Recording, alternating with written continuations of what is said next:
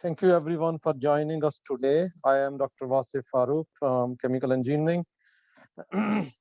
So today our speaker is Dr. Anjan Tula. He is an assistant professor at the Zhejiang University in China, and he is also the head of process engineering division of PSE for the SPEED Pvt Ltd.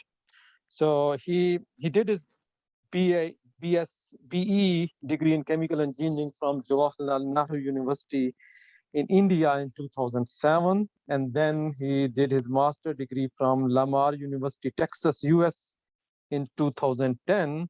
And right after his master degree, he joined research and development wing of GE water business as a technologist. During his period there in the GE, he was involved in various R&D initiatives in water treatments, technologies for cooling towers and boilers. And due to his work, he was awarded the GE Young Engineer Awards in 2012, along with other management awards during his tenure at GE. And after GE, he joined Professor Gani research team at Technical University of Denmark and obtained a PhD degree in process synthesis design and analysis in 2017. And at the same time, after PhD, he joined Auburn University as a postdoc researcher under Professor Adam's supervision, and his work was related to hybrid process and intensification. So, and in 2019, he joined Zhejiang University as a full-time faculty member in the College of Control Science and Engineering, and he is still serving there. So, Dr. Tula, the floor is over to you. This seminar will last around 40 minutes, and your presentation time, and then there would be the question answer session, and that would be coordinated by my colleague, Dr. Umar Zahid. And over to you, Dr. Anjan. Perfect. Thanks, Dr. Wasif. So can you hear me properly, right? You can hear me properly. Yeah, we can hear you well. Perfect. Then let me start the presentation.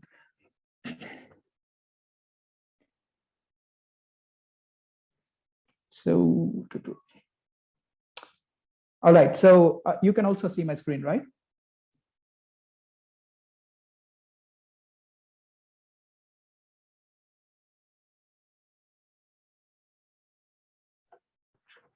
Yes, Dr. Anjan, you can please continue.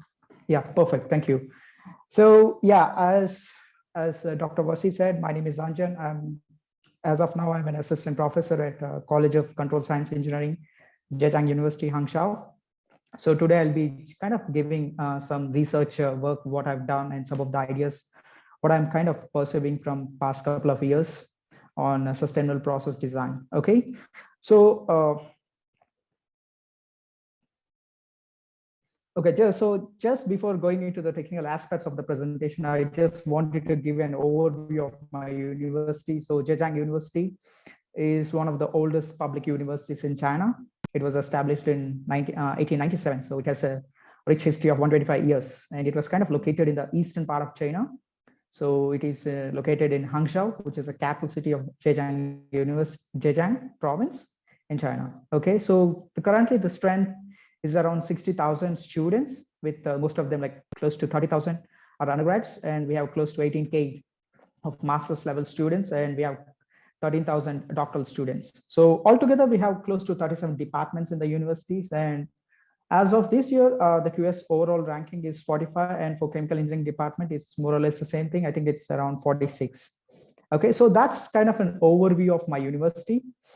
And I've been working at Zhejiang University from mid of 2019, so close to 3 years, right? So let's go into some of my areas of interest with respect to research. So if I kind of break down my whole research interest or research area, I would say there are 3 certain distinct parts. I mean, they're not kind of very distinct to each other. It's just that they have some overlap, but these are the 3 areas where I try to do my research and kind of publish, and also do a lot of industrial projects on that. So the first one is the process synthesis and intensification part. So this was started more or less during my doctoral studies. So I've close to published around 10 publications, and there are like 2 more which are in pipeline. And I have the maximum citations for these papers. And I also done a lot of industrial projects. So out of the 6 industrial projects I've worked on, I have 4 are with respect to process synthesis and intensification. All right. And then like recently I also started on hybrid separations, like from a couple of years, where I've published close to 5 journal publications. And we also had an industrial project for one of the oil giants in USA on hybrid separations. And I'm also kind of venturing into this integrated process product design, where we wanted to solve the product selection, the product optimization, product selection, process optimization, and also process selection, kind of an integrated way. So that is something which I was also started to working on from past couple of years. And we have done some very interesting industrial project for a refrigerant company in China, where we came up, where we kind of did a refrigerant selection and simulation and optimization platform for them. So they can just pull in any refrigerant, and they can just simulate it, and they can even select based upon their target properties. Okay, so far I had close to 28 publications with Google citations of 400 plus, and with H index of 11. And with respect to this process product design, I was also awarded a National Science Foundation project this year starting in China, which will go for the next couple of years. All right, so this is kind of broadly my areas of interest, which I'd be working on in the near future. And for this presentation, what I'm going to do is like I'm going to touch some of the ideas what I've developed, and kind of working on process synthesis, hybrid separations, etc. All right. So what is kind of the motivation for me here is how to answer this question, like how sustainable our future is, because sustainability matters a lot these days, right? So, I mean, in order to have a quality life for human beings, we need to have products. I mean, we daily rely upon different sort of chemicals, different sort of products. And how do you get products is like we consume natural resources. We convert these natural resources into products. Like the natural resources could be energy, water, whatever it is, and then we convert them into goods and services. But then this is not a kind of an A to B solution, but there is also some side effects coming up with respect to this process, where you're gonna have a lot of pollution generated, and then you'll also have some environmental disturbances causing up. So looking at this whole scenario, we need to define whether this process is sustainable or not.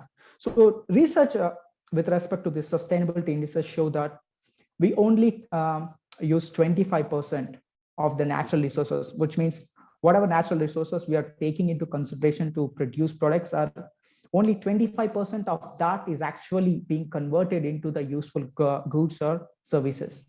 And remaining 75% actually ends up at pollution or some sort of an environmental disturbance, which is not sustainable. And according to Deloitte 2007 report, they said that in order to have a sustainable future, we need to have this figure at least close to 40%. Okay, and there was one other interesting report from UN, where it says that we humans consume more than 30% of resources that Earth can replenish each year. And 30% is a lot of big value when you consider that this cannot be a sustainable way, right? I mean, if you cannot replenish 30% of the resources, then it's that we'll not have any future at all with respect to Earth and its natural resources. We'll be exhausting it pretty easily and also quickly. Okay, and also we always have this ever increasing population. So in order to feed them and in order to have a quality life with them, we need to actually have sustainable designs or innovative designs so that all these metrics can be matched with that, with respect to that. Okay, so that's the kind of motivation I was having for all my projects. So now let's go in deeper into what are the requirements for sustainable solution. So if we take a reference value, there are a lot of factors. For example, profit. Of course, it has to be a viable solution, or else no one's going to do it, right? And then not only profit, but we also need to also worry about the other factors like carbon footprint, energy consumption, water footprint.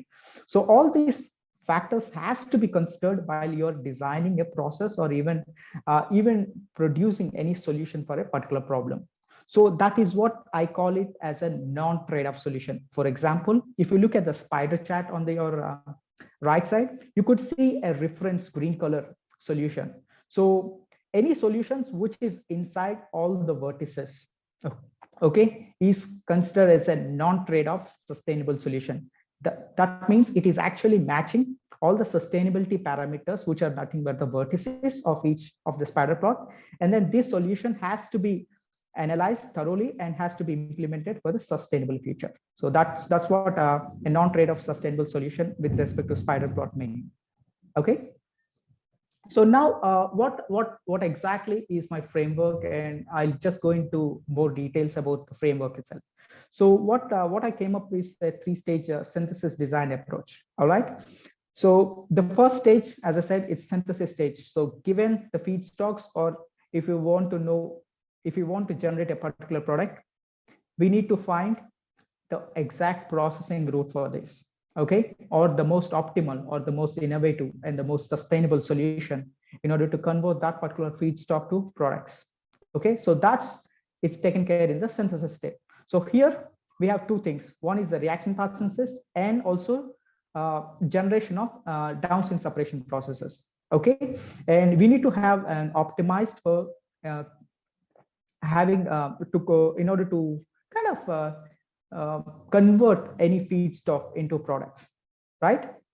So that is the first stage. And the second stage is, once you find the processing route, what you want to do is you further try to improve it. How do you do that? You design it and then you analyze it and then you identify process hotspots or targets for improvement. So once you have identified the targets of improvement, that's when we actually implement the innovation stage.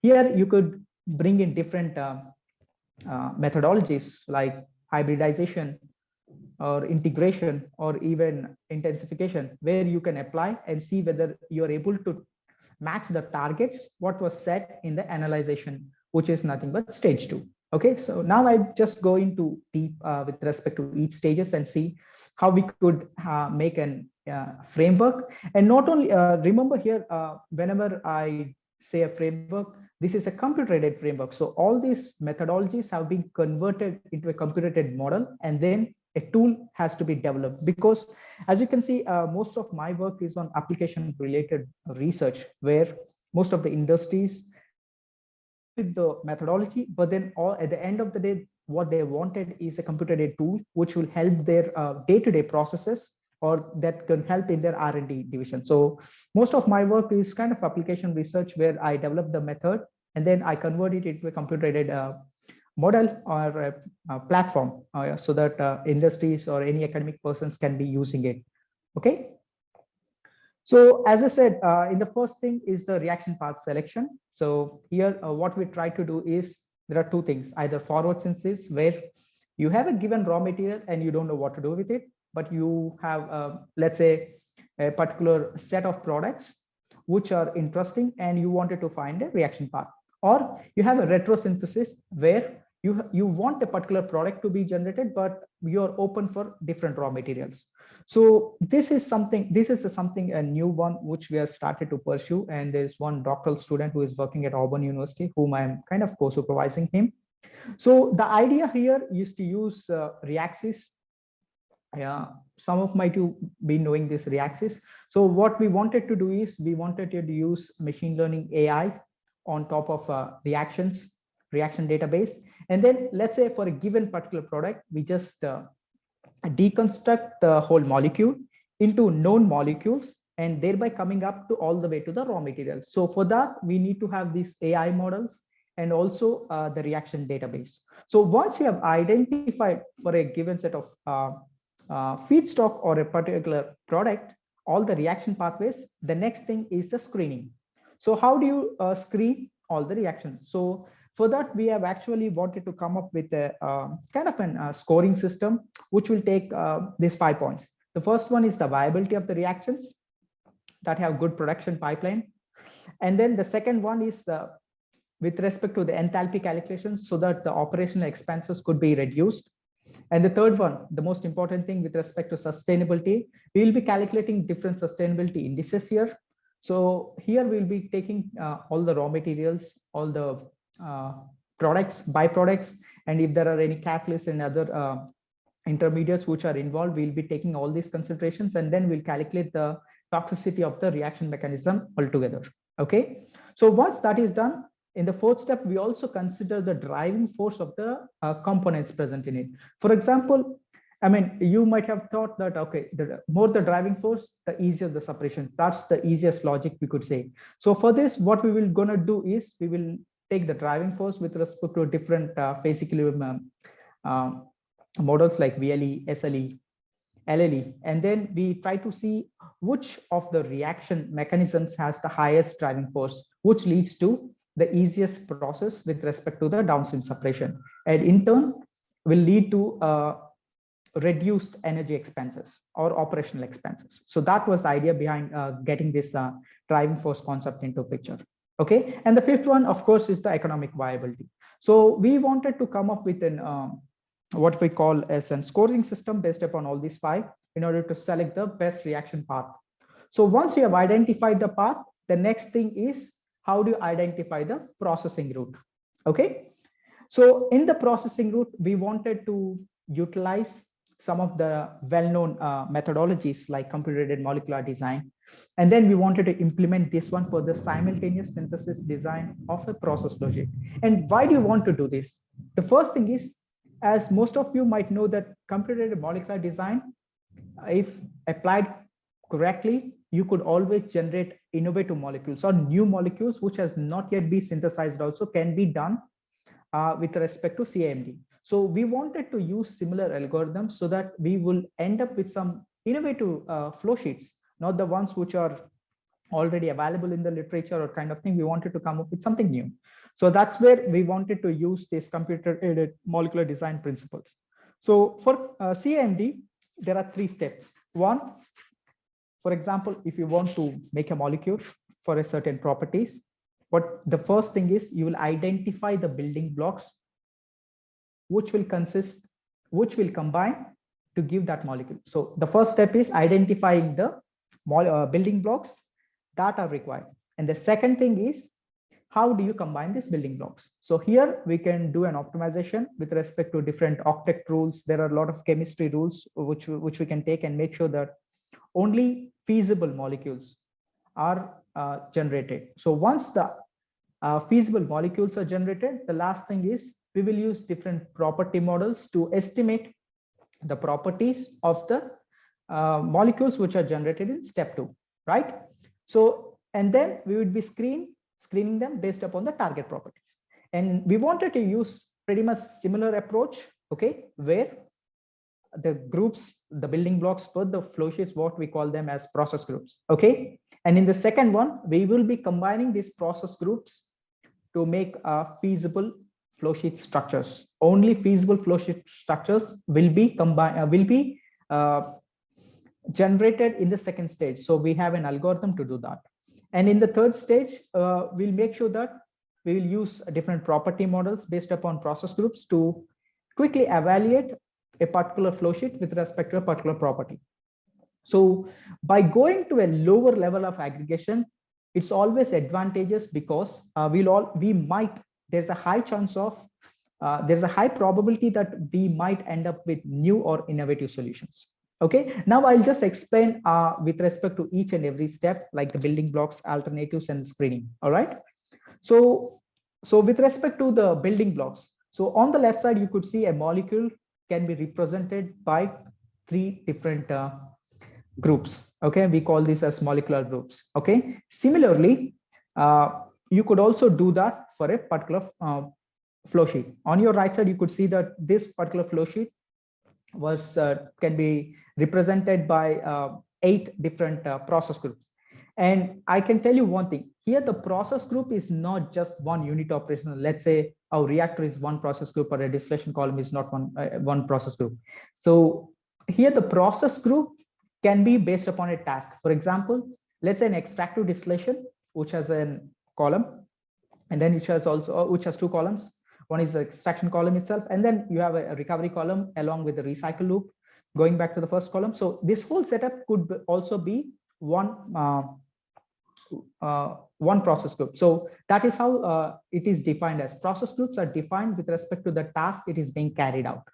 All right. So as long as the process groups matches the requirements to be selected, it can be selected for any set of components. So that's how it is. Okay. So these are the building blocks. What we have a list of close to 50 to 60 different process groups. All right. And then I'll also explain you what is the importance it brings you with respect to these process groups in the next stages. All right. So now you could see that this whole flow sheet can be represented by 2 inlet process groups, 2 outlet process groups, 1 reactor process group, and 3 separated process groups. Now, since I said that most of my modeling or most of my models are computer-aided system, this has to be generated through a computer. So one of the main reasons of using this process group is on the bottom, you could see that there is a string format. So all the topology of this flow sheet can be stored in that particular string. So if you want to write a combinatorial algorithm with respect to combining these process groups to make a feasible flow sheet, you could actually do it with respect to a string operation in a computer. I mean, rather than doing it, for example, we also actually pitched this idea for Aspen, because Aspen actually stores the flow sheet in a very big file. But then they could actually store the whole topology of the flow sheet with respect to a simple string, which is less than 1 KB. Okay, so that is one of the advantages the process group's going to bring with respect to the flow sheet generation, also in storing the topology of the flow sheet. Okay, now, so okay, now we have identified what are the process groups. Now we need to say that, okay, for a given particular synthesis problem, let's say I have raw materials, I have your reaction mechanism, you have my expected products.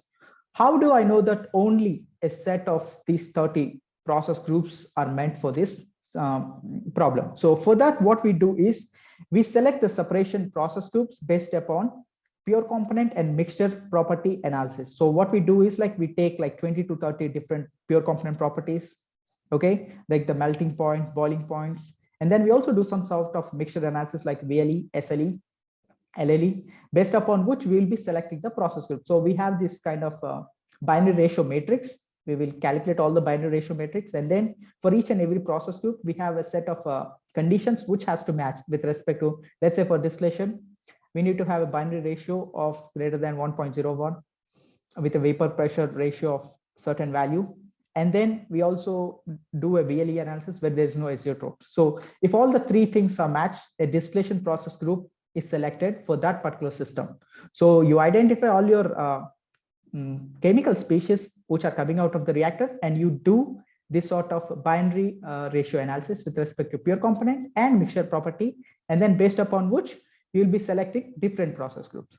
And also we will have different feed conditions with respect to different process group, which make sure that only feasible or only practically feasible process groups are taken into consideration when generating the alternatives. All right.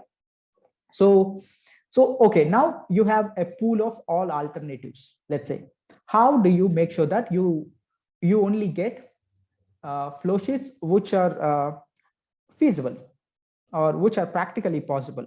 So for that, we came up with something called as connectivity rules, and all these connectivity rules are make sure that it only forms a structurally feasible flow sheet. Okay, so this combinatorial algorithm is based upon certain rules.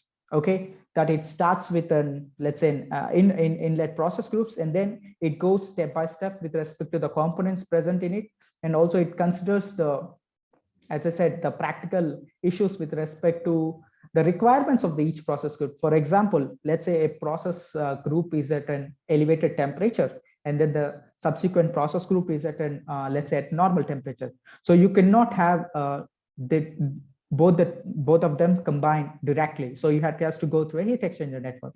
And similarly, we have pumps, coolers, etc., to make sure that they are combined in a way that is practically feasible. All right. So that will make sure that all the process groups are combined in different combinations, and all the feasible alternatives are generated. Now comes evaluation of alternatives. Since we have generated all the thermodynamically feasible alternatives for a given synthesis problem, the onus is on us in order to evaluate quickly these alternatives. So how do you do that? For that, we could actually use some of the aspects of the process groups itself. So I'm assuming that most of you might be heard about the group contribution. For example, UNIFAC. UNIFAC is a classical group contribution approach, right? Similarly, since the flow sheet can be divided into different process groups, if we come with the property models based upon this group contribution, we could actually take the contribution of each group present in the flow sheet for that particular property, and then we could really evaluate that particular property for the entire flow sheet. So that was the idea behind it. So we have developed different property models like the energy consumption, carbon footprint, product recovery, product purity, and these are kind of an on-the-fly calculations. They can be generated really quickly, and this will be evaluated within seconds. And I will also show you the number of alternatives we have generated for some of those processes, like day-to-day processes. And I'll show you also how much time it took to solve each of the problem. Okay.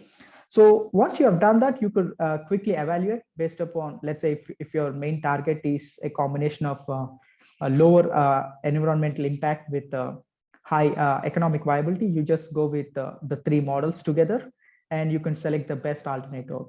Okay, so once you have identified the best alternative, the next stage is design and analysis and innovation. So this is kind of an architecture of the tool what we have developed. You could see that you have the methods, and you have the flow sheet property models, and then of course you also need to have the compounds database, solvents, reaction methodology, and you also need to have the property prediction, because since most of our in the analysis stage we are using pure component and mixture properties, we also need to have property prediction tools if at all if there is a compound where the properties are missing. Okay, and also this tool, whatever I have developed during my post PhD and also extended during my postdoc, we also actually able to connect it with all the latest simulation packages like Aspen Pro 2. So once you have generated the flow sheet, on a click of a button, it goes to the simulation environment. It automatically draws the flow sheet and also gives all the process parameters, everything. All you just need to is click the run button, and it should be able to simulate the process. That was the idea, and we have actually implemented this quite efficiently in Pro 2 and Aspen. Okay. So this is how the tool overview looks like. You could see that's the stage 1. And you could see this is the stage 2, different steps. Okay, I'm just giving you an overview. I mean, just showing you one slide how the tools looks like, and you have adding the compounds, adding the inlets and outlets, and that's it. Once it's done, automatically it drives the chemical engineer or anyone to develop different process flow sheets for a given solution, a given problem. Okay, so yeah, now we have identified the process. So what you can do. So once you have go to an let's say into simulation environment, and you have done the basic designing and all these things, right? You could also analyze it with respect to different things. For example, you could do a sustainability analysis. So what does this sustainability analysis does is like it tells you within the flow sheet where and what to be improved. Okay, and in economic analysis, it tell you where the cost is accumulated within the system, and where you can try to focus so that you'll have the maximum impact. And with respect to life cycle analysis, it gives you different environmental impacts and resource consumption. And with respect to HAZOP analysis, it's just the basic safety analysis with respect to the process and its operating conditions. Okay, so this kind of analysis will tell you, as I said, what and where in the process flow sheet we should focus. So this is a simple example I've taken. For example, in the economic analysis, we could just take the total equipment and the operational cost, and then we could just focus on the unit operations that has the maximum energy associated with it. And with respect to the life cycle, what we have done is like we have collected close to 10 different potential environmental impacts. Okay, and the impacts are on human, atmospheric, and aquatic, and land impacts. So all these can be calculated, and then we could see which are the ones which are of major concern, and we can try to target to reduce those impacts in the innovation stage. Okay, and as I said, in the sustainability analysis, we have different indicators, and some of the indicators are material value added. For example, let's say we have raw materials coming at a certain price, and then we have products going at different products, byproducts, and then there are also some throwaways within the process, right? So it calculates where exactly are you adding the value with respect to the raw materials or not, or are we losing the value of a particular raw material during the process? So it actually quantifies the whole system, and it tells you exactly where to focus on. Okay, and similarly, that is with respect to the materials. And with respect to the energy and the waste, what it does is like the EWC, the energy and waste cost, what it does is like it tells you where is the energy concentrated or within the process. I mean, it's not with respect to the unit operation. For example, if there is a let's say 100 kilomole of folate going in, and then 90% of it's being recycled with a certain temperature, that means there is a material accumulation and also an energy accumulation within a particular circuit or a particular recycle loop. So it tells you, it quantifies all the loops, it quantifies all the open passes and closed passes, and make sure that it will tell you, you need to focus on this loop or you need to focus on this pass. Okay, so that is how the sustainability analysis will tell you. And this is kind of an small example you could see where OP is an open pass and CP is a closed pass. So for the closed loop and the open loop systems. Okay, so now that you have identified different issues with respect to different indicators, so how do you try to mitigate them? Okay, so here we could, I mean, there are a lot of things what we have tried to do. We have done process intensification, we have done integration and simultaneous integration, and we also have worked on some part of hybrid separation. So I'll just give you a brief overview of what we have done with respect to hybrid separations here. So what we have done is like we did a simple literature search on Department of Energy in US, Department of Energy US, and we actually found it a really interesting statistics. So the statistics is that, I mean, of course, we all know that distillation is one of the most energy intensive unit operation. But then within the distillation, when we were looking at which process or which separation actually consumes a lot of energy with respect to the whole US, we were kind of surprised to see that there are some regular processes like TAME, like the methyl ether and styrene process, which doesn't have any azeotropes or it doesn't have in the close boiling points or not even isomers in it. So there was this issue when we're closely looking at it, then we found that it's not only the problem is not only with respect to the what you call that close boiling point or kind of thing, but it is also the problem of the bulk production.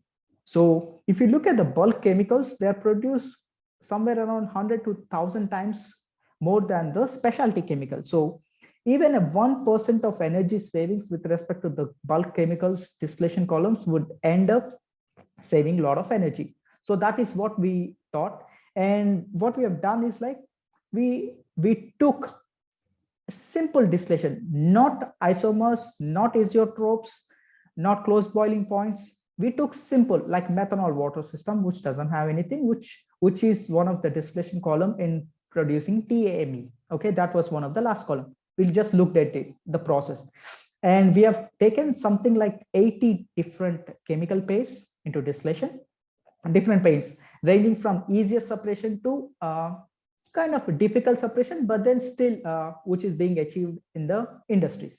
Okay, and one thing what we have observed is that as the distillate composition increases, the energy requirement increases exponentially. So that is when we thought, okay, So distillation is very efficient until certain region. You could see that the energy consumption is almost increasing pretty much with a very less slope, let's say. And then after a certain point, the energy consumption is exponentially increased. So what we wanted to do is we wanted to even use secondary separation for these low efficient regions for all the distillation columns, or for all the ones which has bulk chemicals in it. Okay. So that is where we wanted to say, okay, even though it's easy to separate until 99.5%, we will not do it. We will only stop the distillation at a certain range, let's say 0.85, 0.9, 0.925. That again depends on the system. Okay, I'll explain. And then we will use a secondary separation task. It's not only membrane. We also had very good examples with membrane plus adsorption and different other things, molecular sieve separation also, and where we were able to achieve an energy reduction close to 30% for the whole column. And you could imagine this, if this could be implemented across different industries for the same system, how much of energy it could have reduced for the whole United States, or matter of fact, for the whole world. So that was the idea. So for that, what we have done is that we actually made a mathematical formulation on giving a system where exactly you need to break, or where exactly until what extent you have to distillate in the column. And it also selects whether it's a single stage or a two pass or single pass, depending on membrane, or if it is if it is better to use adsorption kind of thing. So there is an entire research which we are trying to do with respect to hybrid separations on this. And we actually, interestingly, we wrote a paper for CEP magazine, where most of the industries actually look at it. And some of them really gave an interesting perspective of these hybrid separations. So when predominantly we are only looking at reduction of energy, right? And most of the plant managers, they said that, okay, it is good that you're reducing the energy, but then if that is the case, I would have actually used the same leverage to improve my capacity of the system. For example, I would be having a more feed going in, and then the distillate would be coming at a reduced distillate purity, and then I would have a better rate of return with respect to that, rather than saving it on the operational expenses. So right now I'm also kind of focusing on that to see whether the hydraulics kind of match with those kind of things or not. And that is also a PhD student is working on right now in Auburn, and we'll be publishing probably in a couple of months on that idea. Okay, so these are some of the case studies what we have solved. You could see that I've taken the basic hydrodealkylization toluene, and you could see I could generate 64 alternatives. Okay, and right from the ones what Douglas has mentioned to, there was one patent which was filed by Mitsubishi in 1960s or 70s on using a crystallization in this process, which was also able to, and no one knew it at that point of time, but then we were able to get the that alternative also generated, because we are taking the thermodynamics into picture when we are actually generating the process groups, so that all the unit operations that are feasible can be generated, and the only issue is combining them to make a feasible alternative. And you could also see for separation of isomers and even for production of cumene, we were able to generate 240 different alternatives. And all these alternatives were kind of generated and screened less than a couple of minutes, less than 5 minutes. Okay, and also the innovation strategies what we have applied, you could see that, and the improvements with respect to the innovation strategy you could also see. And the least what we have observed was close to 15%. Okay, and with respect to hybrid separations, we had also touched close to 60% of the total energy consumption with respect to the column. Okay, so that is with respect to some of my ideas. And coming to the conclusions. Okay, so as I said, I mean, the synthesis, design, and analysis problem can be solved quickly and, more importantly, efficiently. Okay, and then we could also kind of use this group contribution based property models to evaluate different alternatives on a fly. So as I said, we had 540 alternatives for one of the case study, and it was able to quickly generate all the properties for it and then evaluate them within like 2 minutes. So this tool is one of the tool which was being marketed through PSC for Speed. Okay. And I would also love to actually give one more idea, which I was kind of working on. Since I said hybrid separations, right? When I said hybrid separations, I was also looking at different columns for these secondary separations. And one interesting thing, what we found is that we could also implement this for extractive distillation column with a greater energy savings and also solvent savings. We were able to actually reduce the solvent by almost like 30% and energy by almost like 15%. And we were actually doing this for a different case studies as of now, and we'll be publishing it real quickly. Okay. Yeah. Thank you. That's all from my side. I'm happy to take any questions. Okay. Thank you so much, Dr. Anjan, for this nice and interesting presentation. We have a question from the chairman of Chemical Engineering Department, Dr. Hassan. The question is, the kingdom is interested in the production of chemicals, for example, pharmaceutical industry. Can you talk about the application of this approach to fine chemicals production?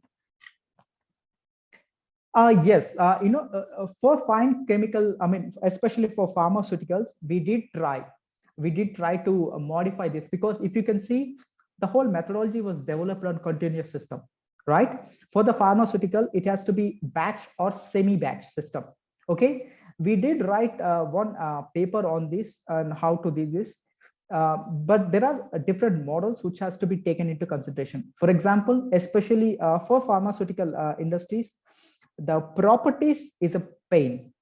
It's a big pain, because I mean, you could easily get properties for let's say continuous chemicals, let's say benzene, toluene, or cumene, you could easily get. But then if you're looking at the APIs, and if there is a new API you want to do it, or if there is an different APIs, getting properties in order to do the thermodynamic analysis is a bit of pain. So we need to first focus on that part in order to apply this whole methodology. But then we had a similar kind of approach where we have worked on solvent swap. I also had a paper on that, because in production of APIs, we use a lot of solvents, and then solvent swap is one of the efficient way of doing things. And we actually came up with a computer model to actually select the best swapping solvent in order to swap the original solvent. Okay. But yeah, as I told, this requires a bit of work on the property prediction models if you want to apply it for APIs. Okay, thank you so much, Dr. Anjan. I have another question Yes. regarding the tool that you developed, ProCAPD. How do the developed tool access the components database? Okay, we already have it. I mean, that was one of the part of my PhD, that I have to get the database done. So we have done this literature search, and then it's being populated as we speak. You understand, right? So we have developed with nothing, and then as of now, I think it has close to 10,000 compounds with properties. Okay, thank you so much. Yeah, and one other quick thing. Since I said I have combined this particular tool with process simulators like Aspen and Pro2, what we have done is, like, we also combined, we actually included one more column in the database, which gives the Aspen or the Pro2 IDs. So when it actually translates it translates with respect to the ID of the simulation software, and then you could directly see all the chemicals selected and the flow sheet being drawn automatically. Okay, thank you so much, Dr. Anjan. I have another question. Yes, what tools did you use for the development of this software? Okay, the whole development was on C#.NET for the user interface, and there is some part of Microsoft Access. Okay, and as I said, I also worked on some industrial projects, right?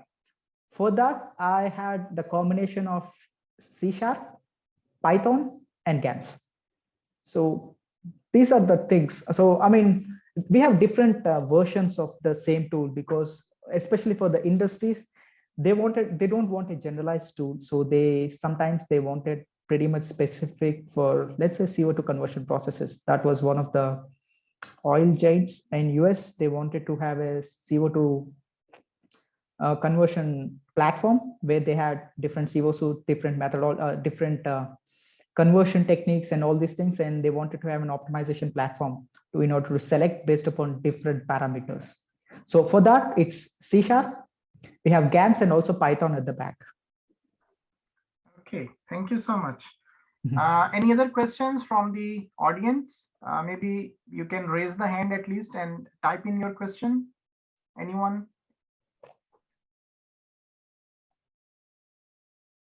Okay, if not, let's thank Dr. Anjan for his time and this interesting talk. Thank you so much, Dr. Anjan, and it was a pleasure to have you today on this webinar, and we hope to see you in the future again. Thank you so much, and thank you everyone for attending. Yeah, thank you Bye. everyone. Yeah, bye.